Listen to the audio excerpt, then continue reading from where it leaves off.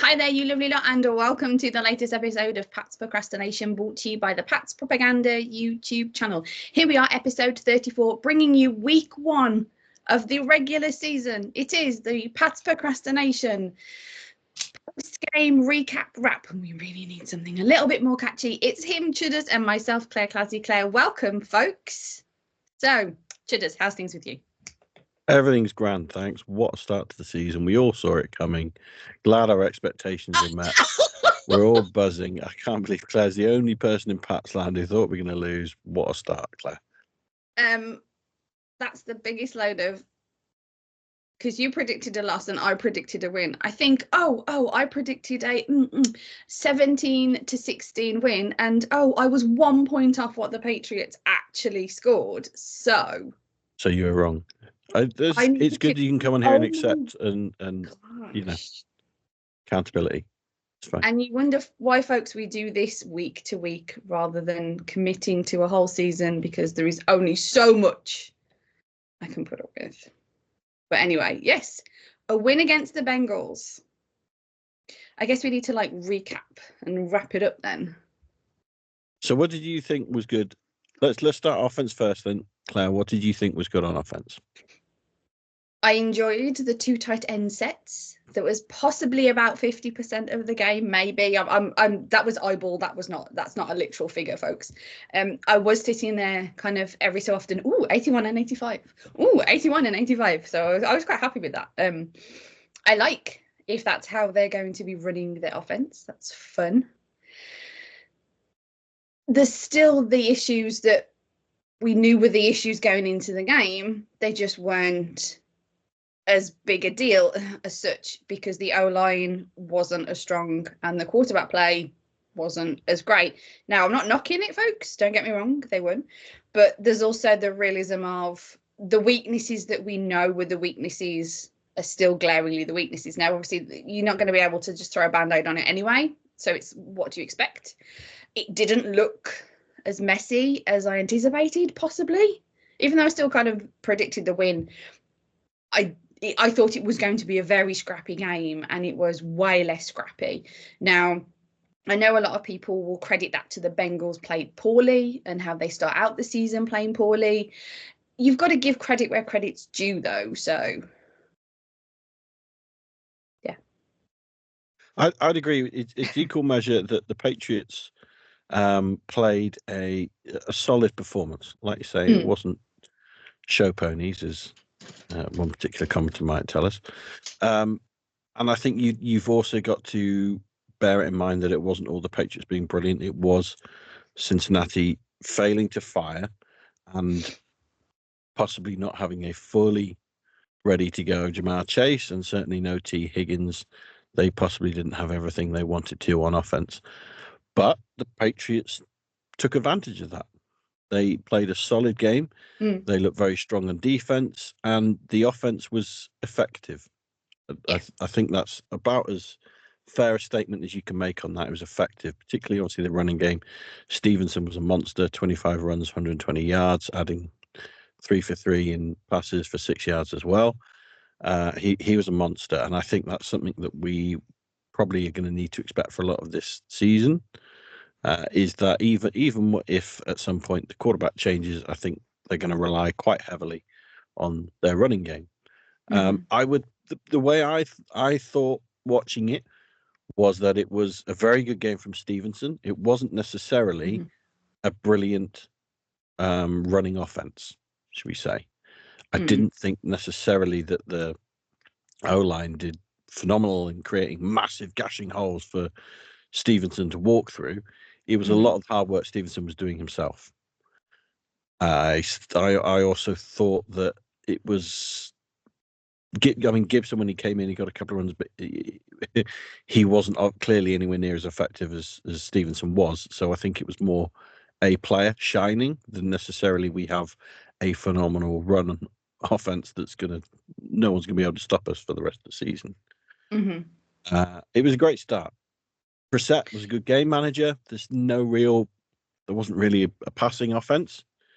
Jalen Polk looked quite frustrated. I thought that he had a few Missed opportunities, should we say, for catches where it flew over his head and just out. He caught one, I think two just out of bounds that came back.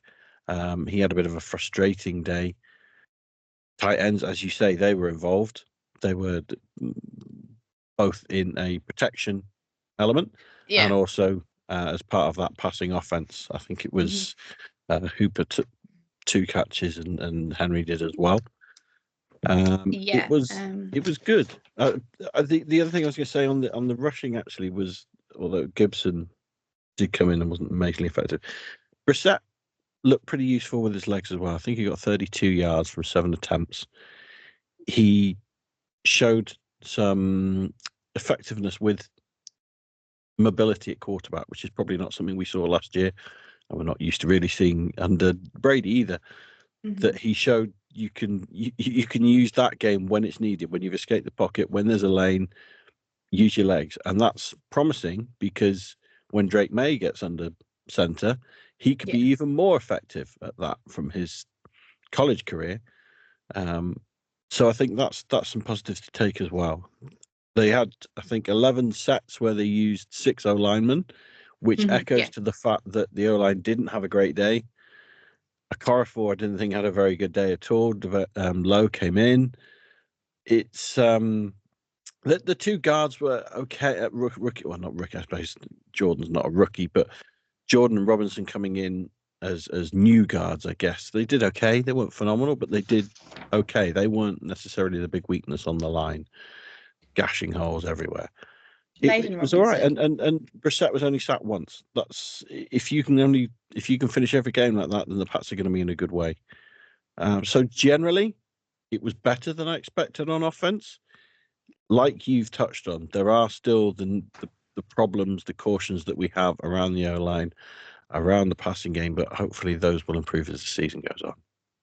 Yeah, to make a couple of points back on what you were saying, if you want to throw numbers in, which don't normally do too much, but Hooper had 4 targets for 2 receptions and Henry had 3 targets for 2 receptions. So yeah, but a lot of the focus was keeping the strength on the O-line. Like you said, Caden Wallace was eligible, you say 11 times. I was trying to add it up this morning and I missed it. But yeah, I think the thing that we can look at is if you can imagine a really good left tackle put in there, how much different maybe, like you said, the passing game could be. Brissett did tuck and run a little bit too much in a way because, like you said, he isn't known for his legs, and I think Mayo even commented on that he's quicker than they expected or something like that in his after press conference, or I think it was Monday morning. Some guys were left open and not to play devil's advocate because this isn't where I was sitting before, but if Drake May would have been in, maybe some of those throws may have been made. Now, that's what plenty of Patriots Nation would say, and I wouldn't disagree with them. However, I still think watching this game, I went into this game believing it should be Brissett for a few games. We've talked about this on the show before, and it was obvious because, like you said, he's a game manager, and I think for May to sit and watch how it unfolds and how a quarterback is managing the game, if he's watching the tape saying, well, okay, there I could have made a throw, but he did this, and this, right? Okay, and he's taking this on board. I think that's going to be a positive going forward. That's going to be something that could create something even better. So, do you want to discuss defense now? You wish to switch? The last thing I was going to say on the O-line, although I didn't think they were phenomenal, the other thing that they cut out the penalties as well, as we saw in that last preseason game with something like 11 or 12 penalties in the end. They cut that out. That wasn't the issue on the day, so that was a lot better as well. So yeah, clean defense football. It was offense played very clean football. Like you said, they didn't light it up completely. Maybe Stevenson, you could argue, did. They didn't light it up completely. Brissett managed the game well. The O-line didn't create a lot of drama with regards to penalties and stuff like this. And some people may look at it and be like, oh, if this is our season, then it's a bit boring. But it's nice and clean and it's even. So yeah, I'd go for those games. 17 of those games would be okay with me. It's not sparkly football, but it would be okay with me. If we have 17 games like that, we might have more than 17 games this season. But I doubt that's sadly where we're going to end up. I'm not saying that's what's going to happen. I'm just saying I'll take the sort of clean, small scoring wins, if you like. So looking at the defense, what pleased you there, Claire? Defense, baby. I think I actually tweeted out when something, it was like defense, baby. It was really great. I love that Cardona gets captain and then he forces a fumble. So we've got our long snapper. He's on the official game book as forcing a fumble. So that was quite cool. I know that's not defense, that's special teams, but it was just something that popped into my head. I mean, forced turnovers, win the turnover battle is one of those keys that people always cut and stuff like that. It was just, it was the Patriots defense. It really did. That's how it seemed. It was encouraging that they played so well without Matthew Judon. I was a big Judon fan. I was sad that he left. He felt like a very integral piece. And whilst he may still have been, Keon White really stepped up and his 2.5/3 sacks. It was Patriots defense, and you've got to love yourself some Patriots defense. I think that's one of the biggest compliments you could give the defense, is saying that it looked like a continuation of the last 2, 3, 4 years. When you've lost, as many people would think, one of the greatest head coaches, certainly one of the greatest defensive head coaches of all time. Yeah, you've even kind of lost your defensive coordinator because he's now been bumped up to head coach. I think Covington came in and the game plan they had on defense worked beautifully. I think it worked very well. Like you say, touching on, we lost Judon, but White stepped up and I thought he had a brilliant game.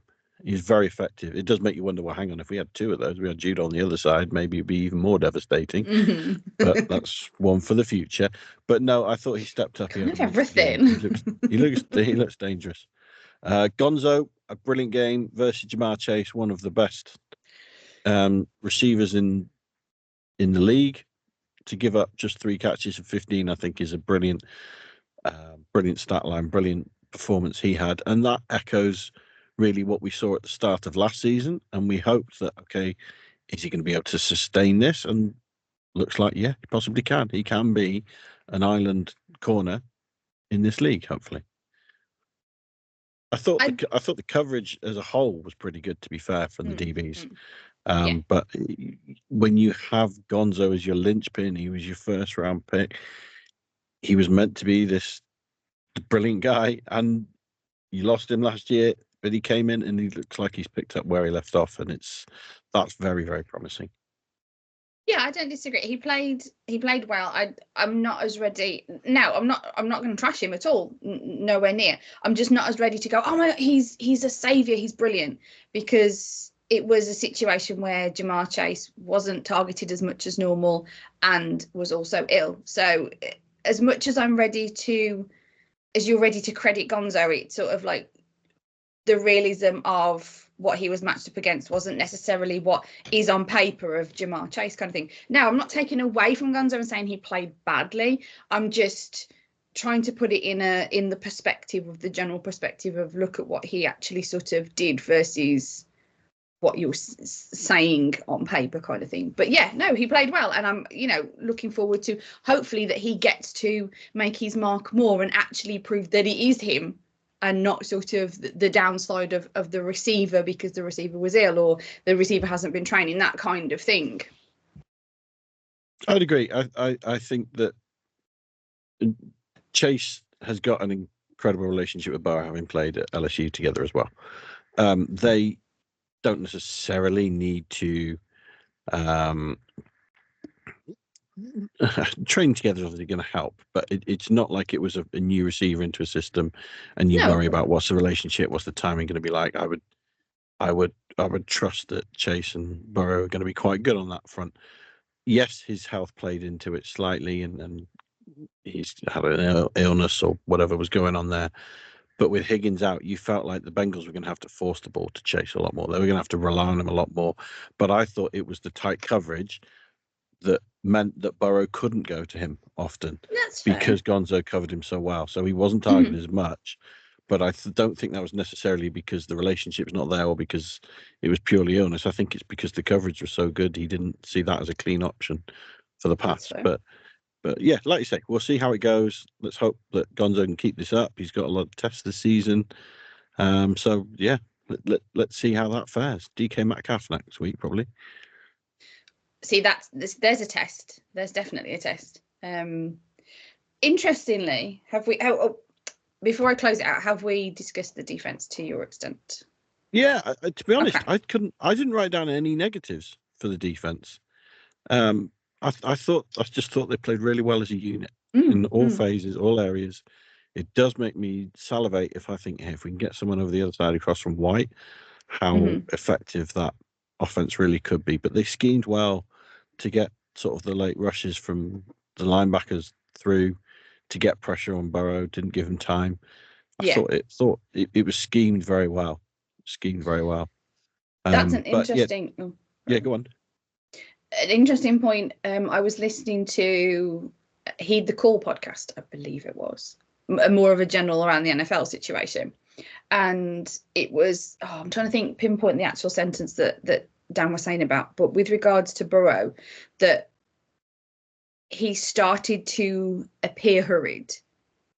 Not making, as in the kind of, Dan didn't say this, but this is what popped into my head, was the whole, even when the Patriots stopped pressuring him, I think it was more in the third quarter when they seemed to sort of let off the gas a little bit, he still was in that sort of, it still appeared that he was in the zone of being hurried, kind of not seeing ghosts, but to try and make people understand what I'm trying to explain.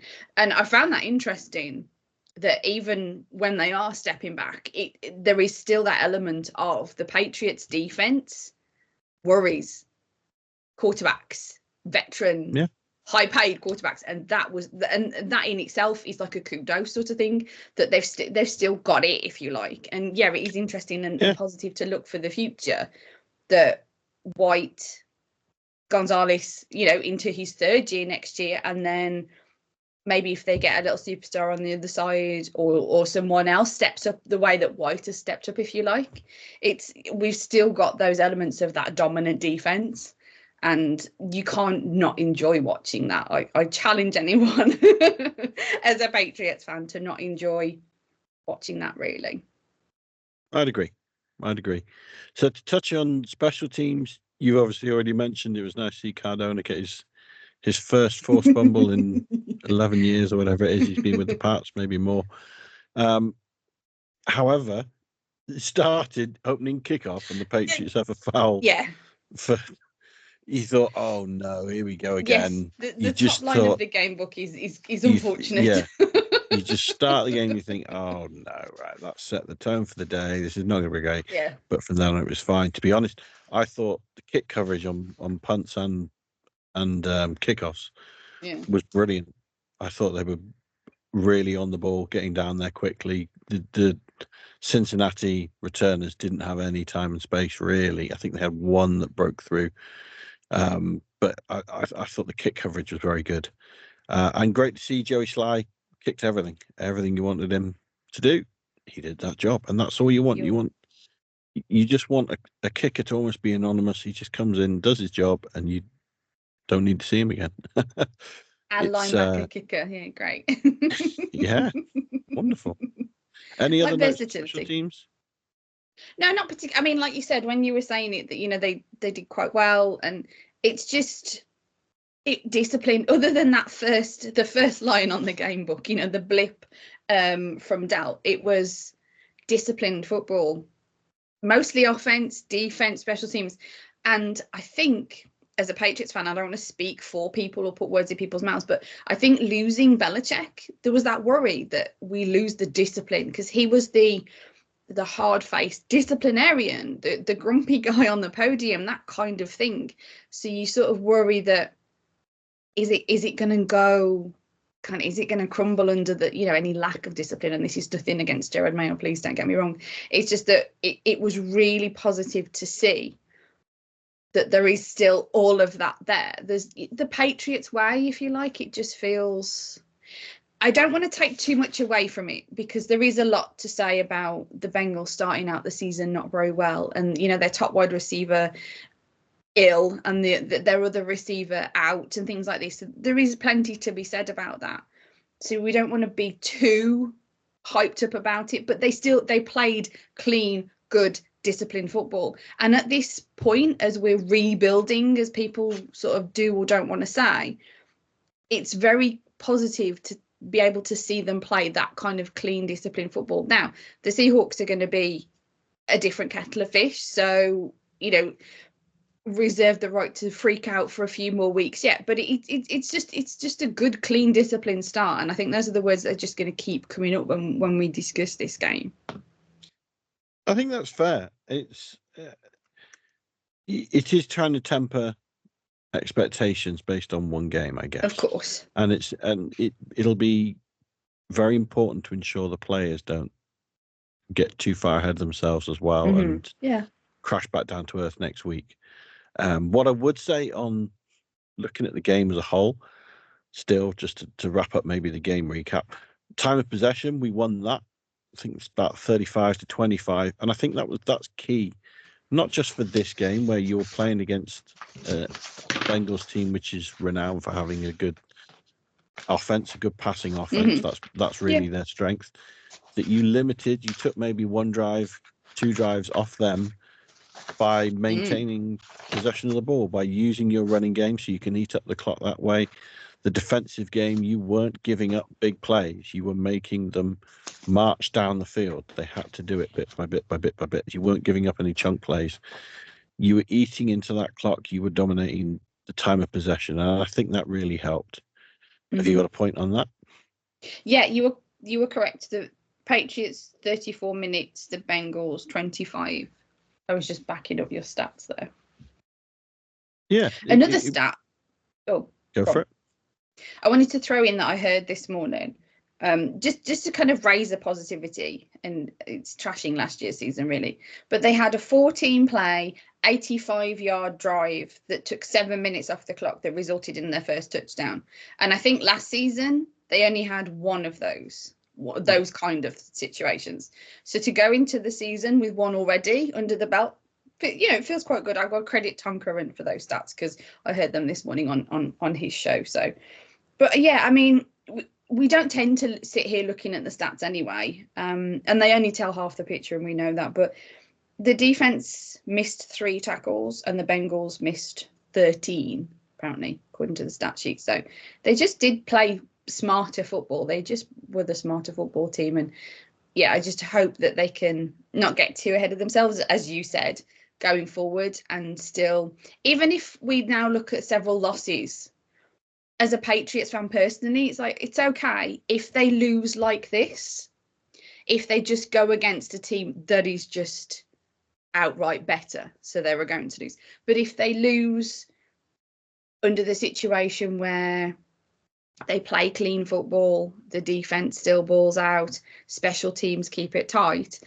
it feels like you can be okay with losses in that respect. I'd agree. And I came out of the game, I was pleased the Patriots had won, but I was trying to think, what's this going to mean bigger picture? How pleased am I going to be with this win at the end of the season? Oh, no. No. So at first I think you can look at the negative side and you can look back and you could say, well, maybe it was just a spot game where, like you say, the Bengals had a few players out. You've got AVP who possibly knows they're set up quite well, being on the Browns for so long, same division, playing against them. Maybe it was a good spot and it worked for the Patriots, but ultimately it didn't lead to anything more, or that, you could be sat at the end of the season saying it's affected. They finished with 6-7 wins, and maybe if they'd only had 2-3 wins, they'd be in a better position. Now, personally, I was looking at the positive side of it, and this is almost the best start the Patriots can have, and not just because they won. It relieves some pressure, because if they'd have started 0-4, from a lot of Patriots fans really looking at this season as development of Drake May and other things around that, but ultimately that by the end of the season, we want to see Drake May as the franchise quarterback of the Patriots. No matter how many games they've won, no matter what his record is, that's, we're not caring about playoffs. We don't want to, if we're bottom of the division, who cares? But we want to see we have our franchise quarterback in place. Yeah. But I think what we can see as well is there's now a slight relief of that pressure. Okay, we didn't come out of this, and Brissett was phenomenal. We're thinking, oh, well, maybe we need to keep him in for a lot more games. That wasn't quite the case. The passing offense isn't there. But Gerard Mayo, it relieves a lot of pressure from him because he's now not starting 0-4, 0-5, 0-6. And then the question almost comes away from Drake May, and it also becomes, well, hang on, have we got the right guy in at the top? And that's not to say we could still finish 1-16 here, and those are still questions that exist. But this gets his first one under his belt. We have a winning mentality we can build on. It's not necessarily fully ingrained yet, but we know it exists. They know they can win games in this league. They know if they get things right, if they do their jobs, if they do their clean games, they can win games. And so it gives them that confidence. It gives them that hope to build on. Yeah. Exactly where it leads to is the rest of the season. I don't think anyone still is thinking, brilliant, we're playoff contenders now or anything else. We're not getting too far ahead of ourselves. But it gives them a positive some step. people are. Well, it gives them a positive step forward. Yeah. Either way, I think that's good. I think that's the good way to do it. And you could possibly even say if they, and we can get to our predictions in a minute, but let's say you do beat the I was about to call them the Seagulls then, the Seahawks next week. Probably going to lose to San Francisco. You could beat the Jets. They obviously lost last night. But you could have a positive start, but you're still thinking, hang on, well, if we could bring in a passing game, and now our Drake May's ready to come in, then we could be going in an even better direction. Yeah. So let's see how it goes. I think it's a good start. It's a good start to a new era. This is the start you want to a new era. Yeah. Yeah. You want to see that there's positivity, there's hope. Hope is for me is as a sports fan what I look for most. I think it's great to be entertained, it's great to win things, but you want hope that you're going to be achieving these things. Even when you're not, you want to think this is the reason why we're going to be back next week. This is the reason why we're going to talk about it. We're going to comment on it. It's that hope of we're going to be better, or we are going to win, or we're going to continue winning, or we're in a good shape. We've got these good players. It's that hope, and that's the positives that I took out of the game. The last thing I'll say, I guess, on my game notes from that week was I loved the fact that they have continued the tradition of breaking it down. John Bentley's taken it up. I wanted it to stay. I know some people thought maybe it's time to retire that new era. Belichick gone. I love the fact that that's continued. I love seeing Bentley break it down. Obviously, Kraft gave Mayo the game ball as well for his first win. You didn't mention that Bentley did that's what you're alluding to. Yes. I had that down because I thought I was sure you were going to mention it, but I was going to ask you if you hadn't, sort of how good you were feeling that was still around, because I know that was something probably from the Bruschi era that is a big deal for you. So that's it. There's no more on to Cincinnati. But sorry, one last thing we're nearly forgetting is the underrated player of the day. You're looking at me blankly like we've never done this before. You're waiting for some cheesy line of who it's sponsored by. This is sponsored by Player Perspective, which is it's on the precipice of reaching 100 episodes. She's recording her 99th this week. Please get all your nice messages into her and all your questions. She'd love to answer them all. It's not underrated. I want to give it Stevenson, but I'm not. I'm going to give it to Brissett because he came in with surprisingly because it's the underrated player of the day. I think Stevenson's too obvious. Yeah, he Brissett was came in with a lot of pressure, and as much as he's not the quarterback we want to see under center, he knows a lot of Pats fans, a lot of media don't really want to see him out there, but he came out and he did the job solidly. He didn't light it up, but he was effective with his feet. He was effective as a game manager. I thought he did a solid enough job to prove this is the reason why I'm starting this week. We've won this game. Yes. We've not made mistakes. We're not the reason we've lost. He's come in and done a solid job. So as underrated player of the day, I'm going to give it to Jacoby Brissett. Okay. Very good. So next thing before you wrap up, which is clearly what you want to do because you don't want to do picks and things as well, I know, but we need to touch on our bets. So nearly 10 months ago, I think it is, you put out the bet that if the Pats draft a quarterback, they'll finish second in the division. So I'm holding you to that one. No matter what you think now, I'm sure you're still very confident I'm over fine. that. That's fine. Excellent. You do. We must have touched on this since, but I had it in my notes that you owe me a sandwich because Daniels was drafted in the top 4 and you didn't think he would be. So I thought we'd set an over-under. Okay. Okay. 6.5 wins. Are you going over or under, Claire? Over. Okay. I'll take you on that then. And I'm, to be honest, I'm feeling more positive about the team after the weekend, but for sandwich sake, I'll take the under on that one as well then. Go on then. You can move on to next week's game now. Finally, I wanted to thank you for dropping out about the 100th episodes, because I do want to give a quick shout out to people, because I am recording my 99th episode of A Claire Perspective, hopefully this week, touch wood. So great appreciation to everybody for that. I celebrated the 4th year that marked my commencement at full press coverage has just passed, and significant for me is because that's where it all started. So 4 years ago this week, my very first article in regards to the Patriots came out. So I am now 4 years into this crazy ass journey. So whilst this is on Pat's Propaganda, and obviously that's a separate entity, the start at full press coverage led me here, and it led me over to Pat's Propaganda.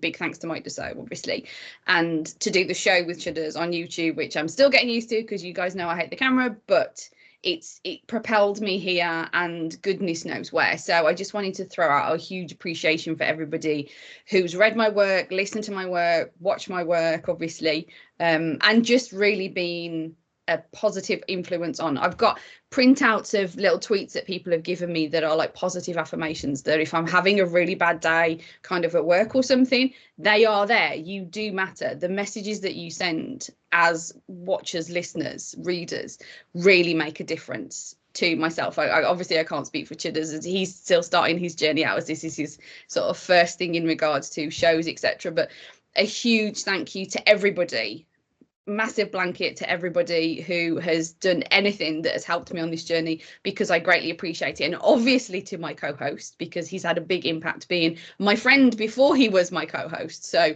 big shout out to Chudders, and thanks to Chudders for helping me kind of get where I am. So yes, just wanted to touch on that. So thank you very much, everybody. You wanted to go on to predictions? Are we doing game predictions? So, do you want to do a score prediction onto the Seahawks? Because we are now away from the on to Cincinnati, and it's on to the Seahawks. So opening home game, 1 o'clock Sunday. They've just come off beating Denver 26-20. What's your prediction, Claire? I hate predicting Patriots losses, though. It's probably more realistic, but I don't like predicting a Patriots loss. So I'm going to go with another low-scoring game, and I'm going to go Patriots. I'm going to do the same. Patriots 17, Seahawks 16. I'm going to roll with that one and see how long it lasts.